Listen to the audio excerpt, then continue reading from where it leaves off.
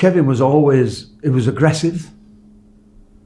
No scrum half got the better of him. Andy Gregory hated him, detested him, because Andy Gregory was one of the world's best scrum halves.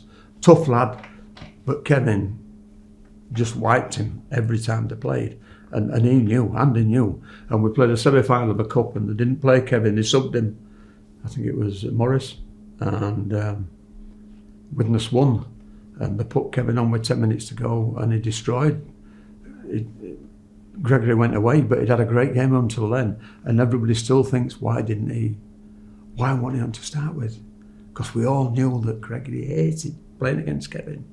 And nobody was going to get the better of him. He was in there, he was sharp. The ball was on the deck, Bolt was in, or he was in, and he was a winner. When I went coach, I found it easy because I'd played with them, and then I sat back and took the chair and didn't play with them. But I knew they had the ability, and I knew they could always win the games, you know. And it didn't have to come from with so many good players. You know, it were unbelievable. There were players around him that would look after him if I wasn't on that field trying to look after him, when I took a backward seat. Yeah. So, you know, so many young players made the grade at an early age, you know, because of the ability. You know, you have got to have something special at this game to be in that first team at Leeds. You had to have something special, and I could spot that in young players. And my youngest team at Wigan in that final was, you know, front row, not Kevin, but David Ward and Stevie Pitchford and Big Roy Dickinson, of course. And Roy were another example, come through the Colts. Got the backing from Mick Harrison, a big old prop from all that we had. He taught him all the rules of the game. And they were all so young, but they had something special. As you well know, Stevie won the Lancel Trophy at Wembley, and David captained Leeds for many years and then went on to be coach. Yep. And Big Roy was involved for a long time at Leeds. Yeah. But all young players that had something a little bit special than just an ordinary player. The connection between them was not just on the field, but it was off the field. And we did the Monday Club, which was an amazing afternoon that you wouldn't do now. You would not go at 3 o'clock in an afternoon in the town hall tavern with all the lads drinking and absolutely having a ball and taking the mickey out of each other and ripping each other off about things that they'd done wrong, and it was just that camaraderie that is quite special. And I think that is what carries on the pitch, that they backed each other, everybody backed each other. And the other thing is, they all knew where they were. They all knew, you see that try where John cuts across and slips it inside. It wasn't rehearsed, but they knew where to go, they knew where to run, they knew what it was. If they went, they'd give him it. I've been with Kevin Squire and Gary Morby on Friday night at the game, and two great lads. And both said the same, second row forward, straight runners. And they said, Gary Morby said, first game, I says to John, right, where do you want me to run? He says, you run, find the gap, I'll find you. He says, bang. I hit the gap, I've got the ball in my hands, I've scored a try. Kevin Squire said the same. He says, it was a dream. As a second row running forwards, it was a dream to play with because all you did was run. And if you found the gap, you had the ball. He said, and I think that went through the team. And like Kevin and John were linked. They just didn't have to talk. I remember speaking to David Ward when we did John's book, and I said, well, he said, he never spoke to me, John.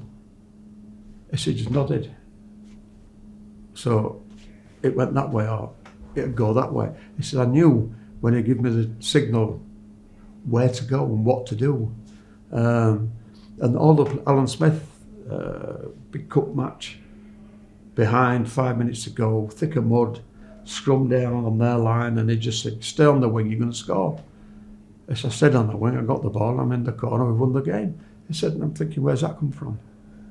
And that was it, and they all had this, it was like telepathy, you know, which I think is very rare now. You know, I think it's very rare now. And but it was, the lad said it was a dream to play with, and they made us. I said, but he would say, you made me. Because if I put that pass there and you weren't there, I look a fool. So John would always put it on the others, not him. He'd say, they made me. Because if what I did, I relied on them doing the other, which was quite, you know, defining on how he thought about the game. But all of them, I mean, Wardy, Kevin Dick, Heron, you know, I love the guys. I feel a part of them because we're part of John.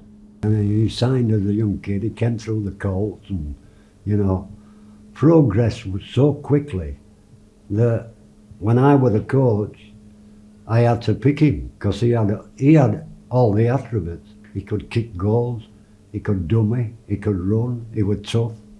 He could do everything. At 17-year-old, you know. Good players make their mark instantly, don't they? Instantly, you think, oh, well, hang on a minute.